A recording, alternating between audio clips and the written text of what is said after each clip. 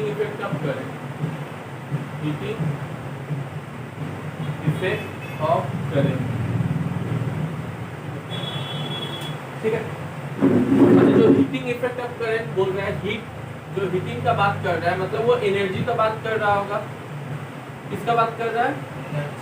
Energy का बात कर रहा है। अब एनर्जी हम लोग तो कैसे फॉर्मूला निकाला कि एनर्जी क्या होता है, कैसे? एनर्जी वर्क डन का यूज होगा। सही बोले।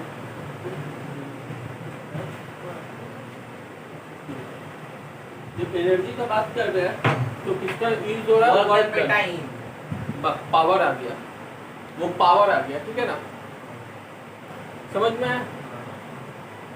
वो क्या आ जाएगा? पावर आ जाएगा।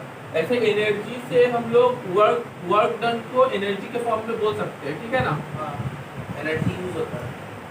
कोई भी कार्य करते हैं कोई, तो उसमें क्या लगता है? एनर्जी लगता है। तो हम बोल सकते हैं वर्क डन जितना कर रहे हैं वो इक्वल टू एनर्जी के बराबर हो रहा है, ठीक है। तो हमको पोटेंशियल डिफरेंस में क्या मिला था? पोटेंशियल डिफरेंस जो होता है वो क्या है? Work done To move unit positive charge from one point to another point, the required work done is called potential difference. किसी यूनिट पॉजिटिव चार्ज को एक जगह से दूसरे जगह ले जाने में जितना वर्क डन करना पड़ता है वो पोटेंशियल डिफरेंस होता है, ठीक है। तो पोटेंशियल डिफरेंस इक्वल टू क्या पढ़े थे? वर्क डन बाय चार्ज, ठीक है। चार्ज रिप्रेजेंट करते हैं ना, ऐसे क्यों लिखते हैं ना, ऐसे लिखिए। अभी यहाँ से हम लोग वर्क डन निकाल दे, work done equal to v q, ठीक है। ये क्या आ जाएगा हम लोग का? एनर्जी का फॉर्मूला। एनर्जी आ जाएगा, समझ में आया? इसमें कोई दिक्कत है? ठीक है, नोट करो, नोट करते रहो बापू में, ठीक है। पूरा कंप्लीट करवा दीजिए। तब लिखेंगे। अच्छा, लिखते रहना, ठीक है ना। अच्छा, हम लोग करंट इक्वल, यहाँ पर चार्ज है ना, हम लोग करंट इक्वल टू क्या पढ़े थे? Current equal to rate of flow of charge Q by T। तो यहाँ पर चार्ज का फॉर्मूला क्या लिख सकते हैं? I into T equal to charge लिख सकते हैं। हाँ, तो वो चीज यहाँ पर पुट कर सकते हैं। ये वर्क डन जो बोल रहे हैं, जिसका बात कर रहे हैं, एनर्जी लिख रहे हैं, V इक्वल टू Q के जगह I इंटू टी लिख सकते हैं। हाँ। अब अकॉर्डिंग टू ओम्स लॉ से हमको क्या पता चला था? V equal to I R होता है, IR होता है ना। अब V की जगह IR लिख सकते हैं कि नहीं? बोलो, IR इंटू IT लिख सकते हैं। हाँ। तो ये एनर्जी क्या हो जा रहा है? I स्क्वायर हो जा रहा है, R इंटू टी हो जा रहा है। यही तो एनर्जी मिल रहा है ना, समझ में आया कि नहीं आया? सिर्फ पुट कर रहा है, वैल्यू इसका पुट कर रहे, एनर्जी का आ गया, ठीक है। अब हीटिंग इफेक्ट ऑफ करंट, अब जो हम लोग का वायर से जो करंट फ्लो करता है ना, तो उस वायर में क्या रहता है? रेजिस्टेंस रहता है, ठीक है। रेजिस्टेंस किस पर डिपेंड करता है? किसी पर वोल्टेज और करंट पे नहीं करता है, लेकिन एरिया और टेम्परेचर पे करता है, एरिया और लेंथ पे भी तो करता है ना, उस पर डिपेंड करता है, ठीक है ना। रेजिस्टेंस उस पर डिपेंड करता है। R equal to rho l by a करवाए थे ना, रेजिस्टेंस तो वो था ना, वो R equal to rho l by a. हाँ। तो रेजिस्टेंस किस पर? रो क्या है? एक कांस्टेंट है जिसको रेजिस्टिविटी कहते हैं। ये तो करवाए थे ना। रेजिस्टेंस भी एक कांस्टेंट था ना। हाँ, रो एल बाई ए ये करवाए थे ना। हाँ। तो रेजिस्टेंस किस पर? लेंथ पे डिपेंड कर रहा है, एरिया पे डिपेंड कर रहा है, ठीक है, कर रहा है ना। तो अगर रेजिस्टेंस ज्यादा होता है तो हमको एनर्जी भी उसमें क्या होगा? करंट जाएगा, करंट फ्लो होगा, तो उसको रुकावट आएगा, तो वो जगह हीट होगा कि नहीं? हीट होगा ना, तो वहां पर एनर्जी लॉस हो रहा है, समझ में आ रहा है? एनर्जी लॉस हो रहा है। और वही रेजिस्टेंस अगर कम होगा तो करंट आराम से जाएगा, तो ज्यादा हीट नहीं होगा, तो हम लोग का बिजली का बिल भी ज्यादा नहीं आएगा, ठीक है। इसीलिए क्या, वायर को अच्छा वायर लेंगे, अगर मान लेते हैं अच्छा वायर लेंगे जिसका रेजिस्टेंस कम है, तो उसमें क्या आएगा? उसमें एनर्जी ज्यादा नहीं होगा, क्योंकि उसका तो रेजिस्टेंस कम है ना, एनर्जी ज्यादा नहीं आएगा, एनर्जी ज्यादा वेस्ट नहीं होगा। हाँ एनर्जी ज़्यादा वेस्ट नहीं होगा। एनर्जी तो सब में है। हाँ बल्कि कम ज़्यादा, उसमें ज़्यादा नहीं आएगा एनर्जी, जिसमें अगर रेजिस्टेंस कम आएगा नहीं तो ज़्यादा वेस्ट नहीं धक्का होगा। मार के जाना पड़ेगा ना। तो उससे क्या होगा, बिजली का बिल भी हम लोग का कम आएगा। समझ में आया? और देखो आई स्क्वायर करंट का स्क्वायर पे डिपेंड कर रहा है। जितना ज़्यादा करंट होगा, मान लेते हैं रेजिस्टेंस और ये जो टाइम है, टाइम पे डिपेंड करता है ना, कितना देर में के लिए जा रहा है। 1 घंटा में मान लेते हैं, बोलता नहीं है कि 1 घंटा में इतना यूनिट करंट जला है, तो टाइम फैक्ट करता है कि नहीं वहाँ पर। समझ में? जितना देर जला के रखोगे उतना देर तो तुम्हारा एनर्जी खाएगा ना, होगा कि नहीं। और करंट मान लेते हैं रेजिस्टेंस और ये जो टाइम है 1 घंटा के लिए मान लेते हैं जलाया है, और रेजिस्टेंस कुछ 5 ओम है मान लो, ठीक है। मान लेते हैं करंट 2 एम्पियर अगर जाता है, एक तरफ से 2 एम्पियर करंट जा रहा है, एक तरफ से 4 एम्पियर करंट जा रहा है, किसमें ज़्यादा एनर्जी वेस्ट होगा? 2 एम्पियर में ज़्यादा एनर्जी लगेगा या 4 एम्पियर में? 2 एम्पियर में ज़्यादा लगेगा या 4 हाँ। एम्पियर में? दोनों में किसमें ज़्यादा गर्म हो जाएगा? हीट किसमें पैदा होगा ज़्यादा? अगर मेरे ख्याल से 4 करंट जा रहा है, हाँ 4 एम्पियर, क्योंकि 4 का स्क्वायर हो जाएगा ना, 4 का स्क्वायर RT हो जाएगा एक तरफ, और अगर 2 एम्पियर का देखेंगे तो 2 का स्क्वायर RT हो जाएगा कि नहीं। ये कितना हो जाएगा 16 RT, और ये 4 RT, तो कौन सा ज़्यादा है? इसमें ज़्यादा एनर्जी लग रहा है, इसमें ज़्यादा हीट हो रहा है कि नहीं। वाई समझ में आया कि नहीं आया? आया। नोट कर लो इसको।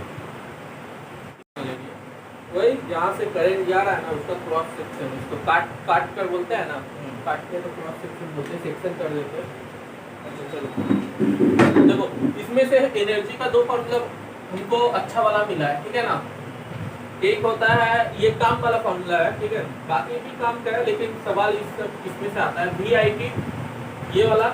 अच्छा इसी फॉर्मूला से और एक फॉर्मूला बना देते हैं, ठीक है। हम लोग को क्या पता है पावर के बारे में सुना? पावर क्या होता है? तुम्हारे पास कितना पावर है कैसे पता चलेगा? तुम कितना जल्दी उस काम को कर ले रहे हो, क्या work done by time. Work done by time, ठीक है, सिंपल बात है। कितना जल्दी काम कर लोगे वो पावर होगा, वर्क डन बाय टाइम, ठीक है। अब वर्क को तो हम एनर्जी भी बोल सकते हैं ना, एनर्जी E से डिनोट कर दिए, टाइम को T से डिनोट कर दिए, पावर को P से डिनोट कर दिए। E अगर निकालना होगा तो P इंटू T कर सकते हैं, यही एनर्जी हो गया। कर सकते हैं ना। क्योंकि वर्क डन को हम लोग एनर्जी मानते हैं। तो यही E का वैल्यू इसमें पुट कर देते हैं, P इंटू T पुट कर दिए, और ये VIT कर दिए, T कट गया, पावर इक्वल टू VI। एक फॉर्मूला ये भी मिल गया हमको, ये पावर का है। हाँ अच्छा हो गया ना। अब पावर का जब मिल गया ना, पावर इक्वल टू VI, तो एनर्जी का क्या फॉर्मूला है? पावर इनटू टाइम तो होता है ना, energy equal to power into time. तो पावर हमको VI मिल गया, और इनटू टाइम कर दोगे तो ये एनर्जी मिल जाएगा। समझ में आया? पावर को क्या माने थे? पावर को P मान के डिनोट किए। मैंने P, जैसे कि हम लोग वर्क डन को मान लिए हैं एनर्जी। हाँ एनर्जी मतलब एनर्जी तो, हाँ अब P को तब क्या माने? पावर है, पावर को पावर ही माने, पावर को पावर। हाँ समझ में आया? कितना वाट का बल्ब है, ये तो पावर बता रहा है ना, इतना वाट 100 वाट, उसका पावर 100 वाट है। समझ में? वो पावर बताता है, V इंटू I होता है उसका। नोट कर लो फटाफट।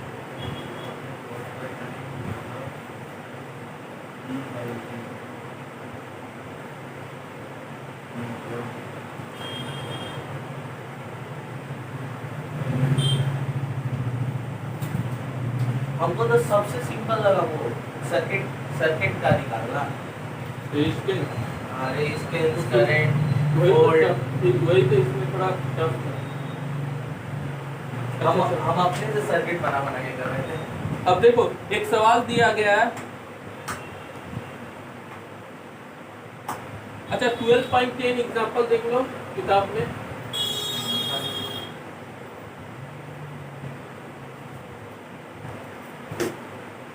देखो सवाल समझा दे रहे थोड़ा, पेज नंबर तुम्हारा निकालो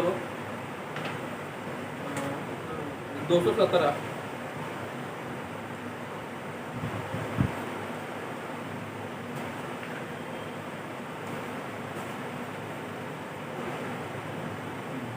पेज निकाल दिए 217। अब देखो सवाल में क्या बोला है, electric an electric iron consume energy at the rate of 840 वाट। कितना वाट बोला है? 840 वाट। वाट मतलब पावर का यूनिट क्या होता है? वाट। यूनिट ऑफ पावर क्या होता है? वाट। ठीक है। अच्छा, यूनिट पावर का देखो, पावर इक्वल टू VI होता है ना, V के लिए वोल्ट और करंट के लिए एम्पियर, तो वोल्ट इनटू एम्पियर होता है वाट, इसी को वाट बोलते हैं। ठीक है ना। पावर का यूनिट ऑफ पावर क्या होता है? वाट। यूनिट क्या होता है? वाट होता है, याद रखना। ठीक है। तो इतना वाट है, तो पावर कितना दे दिया? 840 वाट दे दिया। कोई दिक्कत यहाँ पर? चलो, when heating is maximum, अब बोल रहा है पावर इतना है। ठीक है ना। अब क्या बोल रहा है? when heating is at the maximum rate and 360 watt when heating is at the minimum। ठीक है। मैक्सिमम में कितना जा रहा है? मैक्सिमम पावर कितना हो रहा है? 840। और मिनिमम में कितना जा रहा है पावर? 360 वाट। ठीक है ना। और वोल्टेज बोल दिया है 220 वोल्टेज। ठीक है।